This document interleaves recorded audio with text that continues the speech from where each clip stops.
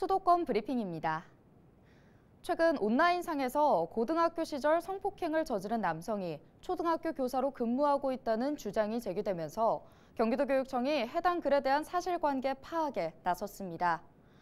지난 20일 온라인상에는 지적장애 미성년자 강간범이 초등학교 교사가 되었습니다라는 제목의 글이 올라왔습니다. 글에 언급된 사건은 13년 전 대전 지역 고교생 16명이 인터넷 채팅을 통해 알게 된 지적장애 3급 여중생을 한 달여에 걸쳐 수차례 성폭행한 사건으로 당시 법원은 이들에게 소년법에 따른 보호 처분을 내렸습니다. 논란이 커지자 경기도교육청이 사실관계 파악에 나섰지만 해당 글의 내용이 사실로 확인되더라도 어떠한 조치가 이뤄질 수 있을지는 명확하지 않습니다. 해당 사건이 가해자로 지목된 교사의 임용 전에 발생한 데다 법적으로 모든 처벌이 끝났기 때문입니다.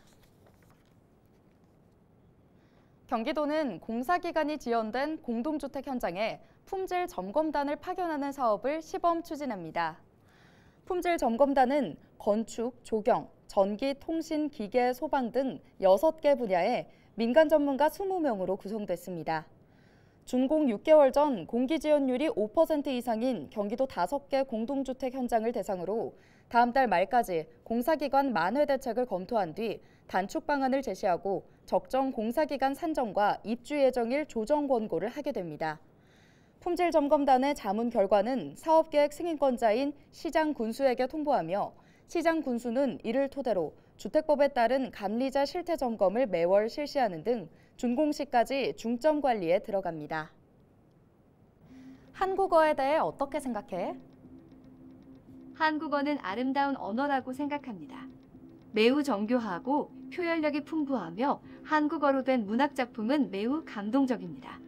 한국어는 또한 매우 흥미로운 언어이며 역사와 문화에 대해 배울 수 있는 좋은 방법이라고 생각합니다. 한국어는 배우기 어려운 언어이지만 그만한 가치가 있다고 생각합니다. 구글의 인공지능 챗봇 바드에 한국어로 질문한 후 들은 대답입니다. 번역 없이 바드와 바로 대화가 가능했던 이유, 바로 한국어가 영어에 이어 바드의 최우선 지원 언어로 지정됐기 때문인데요. 한국어 사용 인구는 8천만여 명으로 전 세계 언어 중 23위에 불과합니다. 사용자가 훨씬 많은 언어보다 한국어를 먼저 지원한 이유는 무엇일까요? 구글의 최고 경영자 순다르 피차이는 한국어 선정 이유에 대해 한국 인공지능 시장의 잠재 가능성을 꼽았습니다.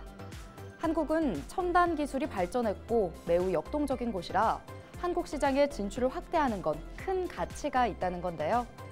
전문가들은 한국어 사용 인구에 비해 K-팝이나 K-드라마의 영향으로 한국어 번역 수요가 늘어난 것도 한몫했다고 전했습니다.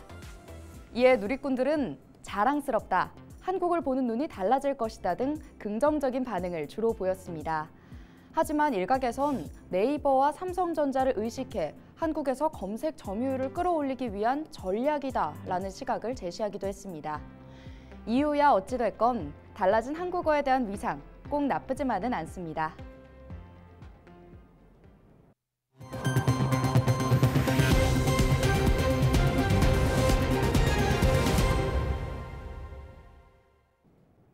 지난 2010년 운영을 시작한 서울시 공공자전거 따릉이가 운영 12년 만에 대여 건수가 1억 4천만 건을 돌파했습니다.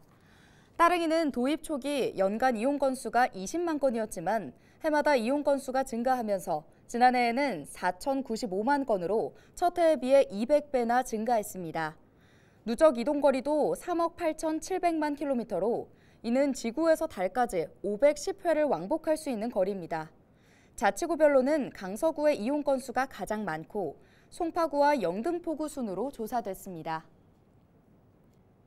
서울시가 오는 7월 6일까지 외국인 명예시민 후보자를 추천받습니다.